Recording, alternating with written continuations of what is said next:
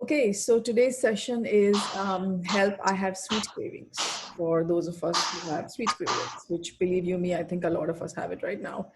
So, so we're going to talk about what are sweet cravings, okay? And again, since we are looking at solutions, we will also talk about some of the solutions, okay? So, sweet cravings are they're generally a desire for love. Okay, so when we feel that there isn't enough love, or we are missing love, or we want to feel loved, sometimes we reach for chocolates. Now, this is something that I read in a book called Constant Cravings by Doreen Virtue. If you want more information, you can look up the book. I'm just going to share a short summary. And more of, I'm going to share the experiences that I've had with people with whom I have worked on for food addictions or chocolate addictions, including myself. Okay, so what happens, I think, is that in some sense, the sweet craving represents our desire for love. At another level, I feel it also represents a desire of, not a desire, but a feeling of guilt. Because for some of us, when we were children, maybe our parents told us you can have only one laddu, for example. And then, the parent kind of wasn't around, and maybe we stole another few laddus and we ate them, right? So for a lot of us, we need to be aware of where is this desire coming from. Okay. Now, sometimes it just comes because we stole that laddu and we ate it, and then we were feeling guilty about it. So if you notice, this is again just a self-reflection, if you notice that when you have sweet cravings, that you tend to eat your sweets quietly, that you tend to not want to let the rest of the family know that you are eating sweets, then you can probably think back at some time in your childhood where maybe you stole sweets, or you took sweets, or you just felt guilty about eating sweets for some reason, like an adult said something which made you feel guilty. Okay, so one of the things that I've noticed with sweet cravings is that it has a lot to do with guilt. It has, sometimes it has to do with love. So again, everyone's reasoning can be different. Why are we talking about this? So that we can heal it better. Okay, now, there is also the feeling of rebelliousness. Okay, so let's say, for example, as a child, our parent told us, no, you can only have one chocolate. Okay, now as an adult, now that parent is no longer around. Now we can buy as many chocolates as we want, and we can eat as many chocolates as we want. So sometimes it's also a result of feeling rebelliousness towards authority, towards adults who may have at some point told us not to eat more than this. So if you feel that happening, like if you feel that, you want to eat chocolates because you feel it's some kind of a reward for something, or if you feel that if it is something that, it's like, you're going to tell me not to eat chocolates, is it? Okay, just you watch me eat. And then, we'll eat up like a whole bar of chocolate or whatever it is. So again, everyone's feeling is different. Now the question is, what do we do about it? So there are two things I want to cover. One is Paramhamsa Yogananada ji, in his book Autobiography of Yogi, he talks about when he was younger, how the craving for food, at the ashram, they were waiting for a chief guest, and the chief guest came late or something like that. And he was just like, apparently just dying for food. Okay. And then his guru healed him of his food addiction. So, Master Choa Kok Sui, please heal me of my food addictions. So we can just do that prayer. Okay. I'm laughing, but really, if it's possible, it's like, Master, please, please, please, please. Okay. That's one. Second is another story of Ramakrishna ji, who apparently used to bother his wife a lot for food. And he used to keep going to the kitchen and be like, Acha, is lunch ready? Okay. Is dinner ready? And, one day the lady got really angry with him, and she told him, he's like, you are such an evolved saint and you are just begging for food all the time. Like, what is wrong with you? Apparently she said this to him. And this is again stories. Okay. And apparently he said to her that the day I stop asking for food, that's a signal that I'm going to leave the body. Okay, so why am I talking about this? The reason I'm talking about this is because apparently for some of the very evolved people, food being a gross item is a way for them to remain in the body. So if they don't eat food, then their body will become so subtle that they will just evaporate. So if they have, not evaporate, but like take samadhi, okay? So evaporate is the wrong word, sorry about that. So what the point I'm trying to make is that even people at a, level of 2B Paramhamsa, which is Yogananda ji, they also had food cravings. So one, be nice to yourself, okay? So the first thing I have to say is just accept that you have this craving. Second thing I would say is that eat it without the guilt. Okay, so if you're going to eat a sweet or you're going to eat a chocolate, even if it's a full big bar of silk, no problem, eat it. Eat it without guilt. That's my only condition. Because, I mean, it's not a condition, but you know what I'm trying to say. It's like, eat it without guilt. Just tell yourself, I'm going to enjoy this. I deserve this. I'm just going to eat it. And eat it with joy, not with guilt. Okay, the minute you start feeling guilt, just put it aside and be like, okay, I'm going to eat it later. Okay. Now, if you're looking for like a pop quiz, like, here you go, pop a pill and there's gone your craving. I don't have that answer. This is a gradual process of understanding, of evolving, of growing. Okay. So at a pranic healing level though, what you can do is, if you have done basic pranic healing, is you can clean your solar plexus chakra a lot. You can clean your solar plexus, your ajna, your navel. You can clean these three chakras quite a bit, and you may find that it helps with the cravings. Okay. The other thing, of course, is the soul affirmation, that we can just say, I am not the body, I am the soul. The body is craving for chocolate. Okay. Do I want to give my body chocolate? Do I not want to give my body chocolate? That is a decision that you have to take. You can, of course, take the decision to give your body the chocolate that it's asking for, as long as you're aware that you are taking that decision. So what we are doing is that from the point of where the body is saying, I want, I want, I want, I want, we are transferring the control to ourselves, and we're saying, okay, I understand that my body is craving for chocolate, or my body is craving for food or sweets or whatever. I am going to give it this chocolate after some time, or tomorrow, or I'm going to give it right now. That's also okay, as long as you're doing it with awareness. So what are we doing? We are shifting our awareness from the body, from the emotions, to the mental, and then hopefully higher up to the soul, where we're saying, you're watching yourself craving for chocolate, and you're like, okay, I'm having a chocolate craving. Why am I having a chocolate craving? Am I missing something? Am I looking for love? Am I trying to satisfy my desire for love by eating this chocolate? This chocolate and roses represent something to us.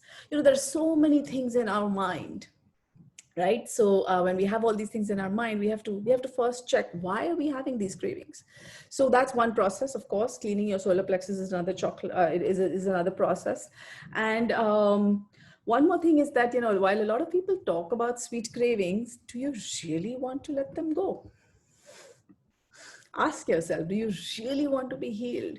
Like, can you just right now, let's close our eyes, connect the tongue to the palate, keep your hands like this, and let us pray to the Supreme God, Divine Father, Divine Mother, to my teacher, Master Choa Kok Sui, to Lord Mahaguruji Mei Ling, to all the angels of Pranic Healing and Arhatic Yoga, to my guardian angels, I hereby release my cravings, my weaknesses to you.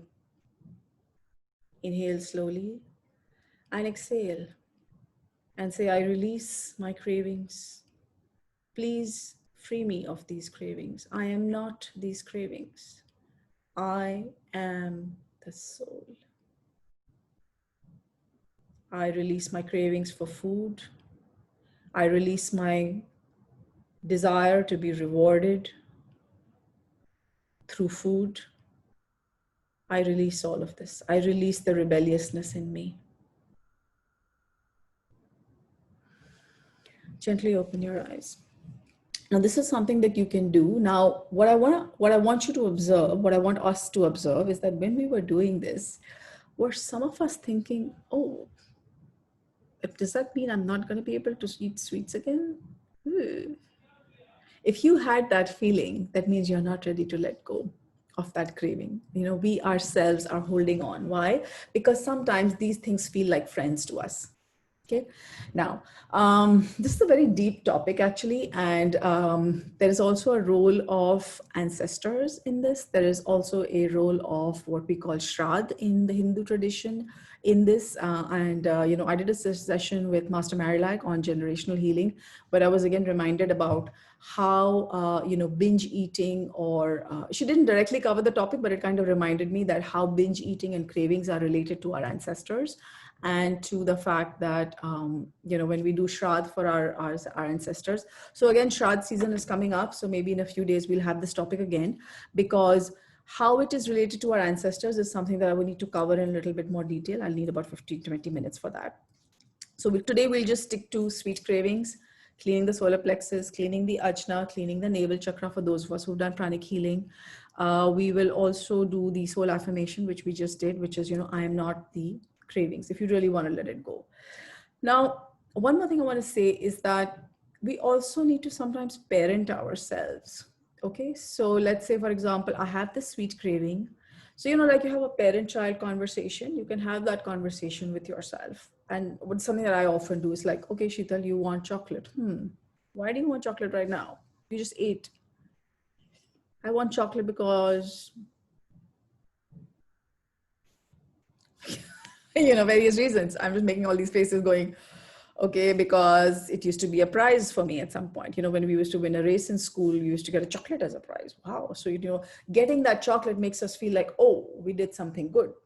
Second could also be that we are used to getting a reward for something. So if we've done something or we work with, sometimes, food cravings are also related to that. It's like, we know we are eating something that's not healthy for us, but we're telling ourselves, but I work so hard, and I don't want to spend more time cooking fresh food for myself. I'm just going to eat this because, I'm just working so hard, and we just eat it, right?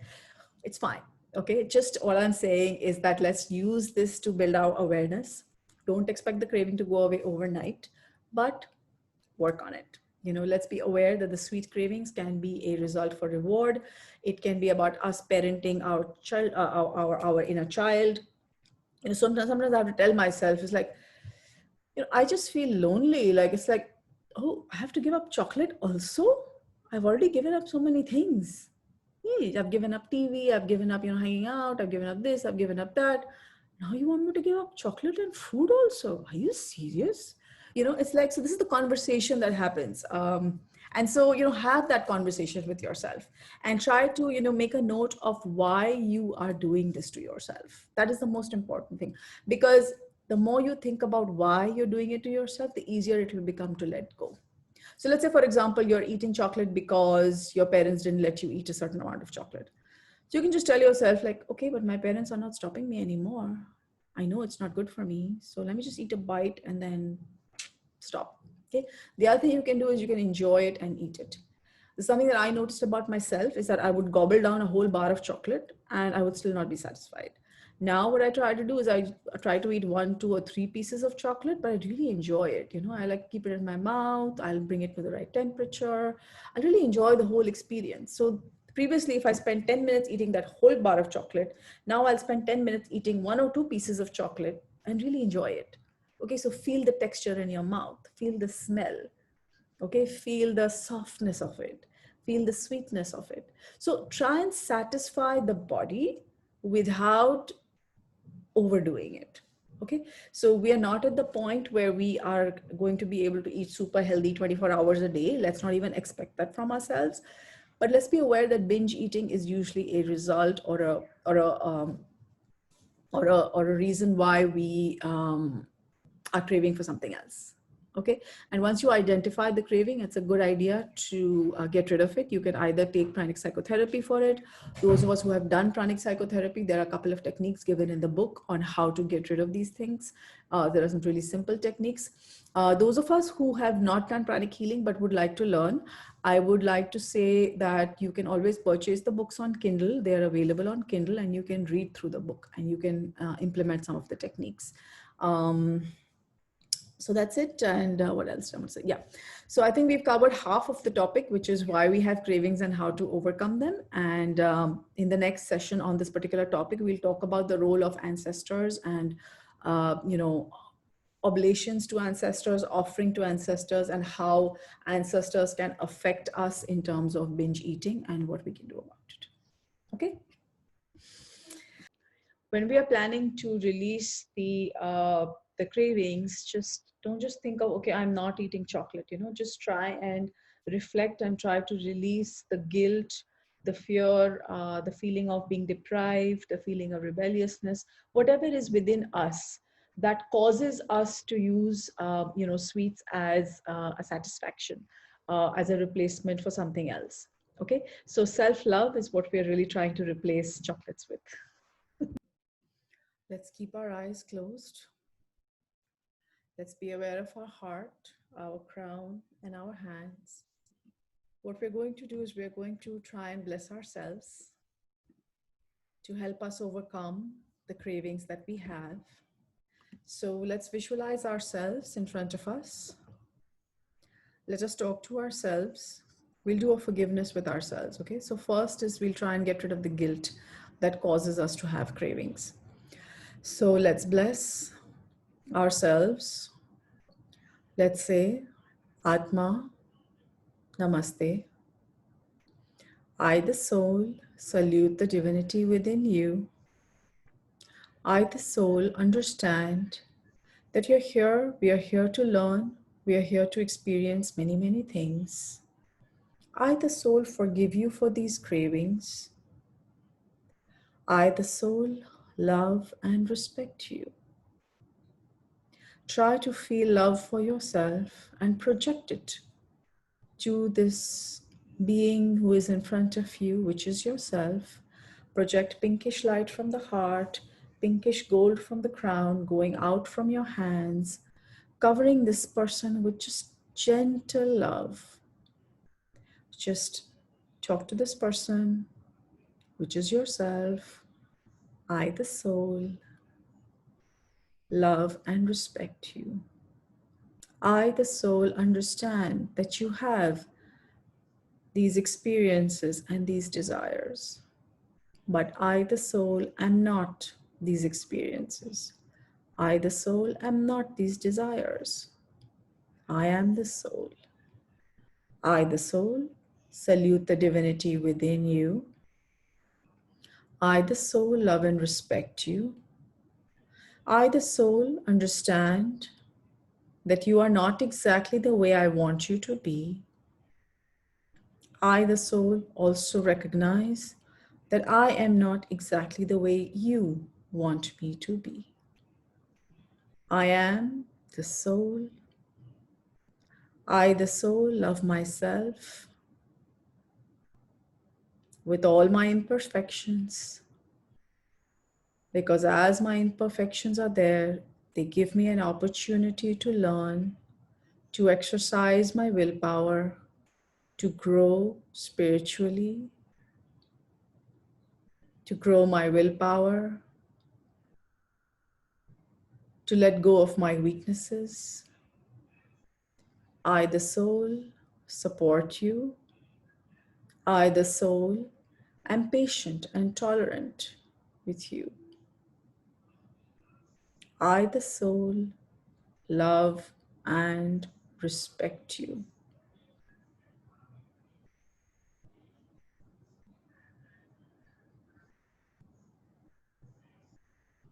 Just feel the love.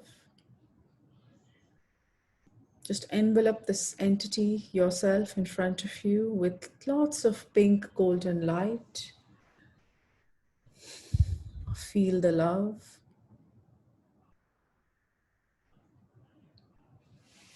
And then gently open your eyes. So 2 more short topics that I want to cover is that one is sometimes the cravings also represent a glamour, it's like a world glamour. So for me, for example, sitting in Darjeeling, sipping tea and eating cucumber sandwiches was a desire. And it was probably maybe coming from a past life where maybe I was a server in those areas and I was dying to do that. I don't know. I don't know what it was, but the day I did it, it was gone. You know, so once I was in the Hotel Savoy and I was having a cup of tea and there was cucumber sandwiches. And then I was like, okay, been there, done it, over. Okay, so some things that we have desires for, it's a better idea to just go through them and get done with them. Okay, because it's an experience. Remember, the soul is here to learn a lot of things, and a lot of things that we desire are experiences that the soul also requires. So let's not be hard on ourselves. Let's just be aware that, okay, maybe 5 cups of tea is not a good idea, but if I feel like having 1 cup of tea and a cucumber sandwich sitting in the Savoy Hotel, it's not such a bad thing. Okay, so just try and be moderate with ourselves. That's one. So one I was talking about was glamour. So, you know, the vision, like sometimes for people, you know, just holding a wine glass is glamorous. For some people, just holding a cigarette, it's just glamorous. You know, it's just something that they have seen and aspired to, and it is just something that they want to do because that desire is there. So once we talk to ourselves and you're like, okay, maybe not, maybe I don't need it anymore. Okay, so glamour, that's one thing. The second thing I wanted to talk about is habit. You know, sometimes it's just that we have a habit of drinking tea in the morning, or drinking, you know, some people just like to go home and have a beer. They're just in the habit of doing it. It's kind of like going home and finding that your spouse is not home. Where's my spouse? I mean, you don't need your spouse to be there. You don't always talk to your spouse nicely when they're there, but the fact that your spouse is not there is going to bug you, right? So similarly, you know, not having a glass of, you know, having a cup of tea, or not having a beer, or not having a cigarette just bothers us. It's like, it's like a habit. So a habit is something that we have to consciously break. Okay, we have to break that habit very consciously. And, you know, you have to keep in mind that the habit has to be broken. So how do you break a habit? You just decide, okay, for 10 days, I'm not going to do it. Or for 15 days. Usually they say 21 days is required to break a habit. So just tell yourself, I'm going to give it up for something. So I've seen, you know, some people do this. They'll just be like, okay, I'm going to give up tea for 21 days for this project, or this something, you know, just give it up for something. So then what happens is you have a higher motivation. You know, your willpower is like, no, I really want this. So 21 days of tea, yeah, I can give it up for this. You know, for example, you know, for your business, for your husband's business, for your job hunt, I don't know what you're looking for in life. So I want this, and I'm willing to give up 21 days of tea for it. So once you've given it up for 21 days, it'll become easier for you to give it up again for another few days. So then you have to take that call. If you don't give it up, it's okay. You built your willpower now. You did it for 21 days. For 21 days, your willpower was strong. Okay, after a few months, do it again. Okay. So again, be gentle with yourself. And the other thing is the role model. So for some of us, you know, it's like if our parents used to always drink tea or something, then, you know, it's like a role model. It's like, oh, I'm grown up. I'm going to behave like my mommy. So I'm going to drink coffee. Or, you know, I'm grown up and my dad used to drink beer, so I'm going to drink beer every evening because that's what my dad used to be. So that's a role model thing. And maybe it could not necessarily your parents, it could be somebody else also that you've seen in childhood or even in adulthood. Okay, so role model is the other thing to be aware of. I know I'm giving a lot of food for thought. Yeah, food for thought. But, you know, the idea is for us to find our own issue with it so we can resolve it. Now, there's a question that, for some people, seeking attention is a craving. Yes, it is. But at this point, we are talking more about cravings related to food. That's what I understood.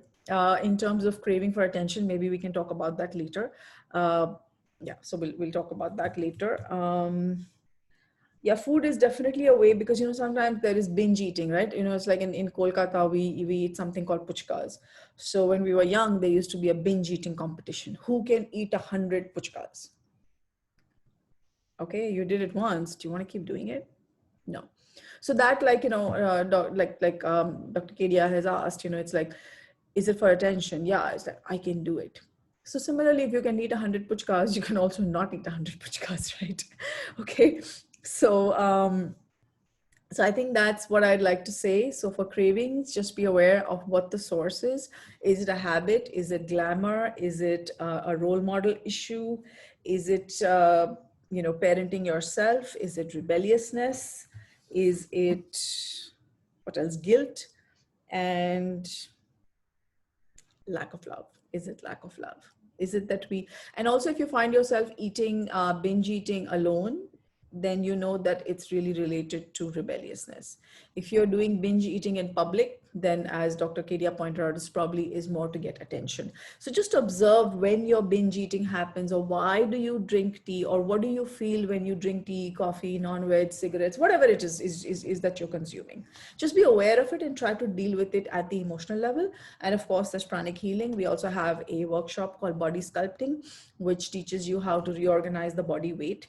And in that, we also teach you how to remove cravings at the energy level. Of course, pranic psychotherapy is also there for those of us who have done pranic psychotherapy.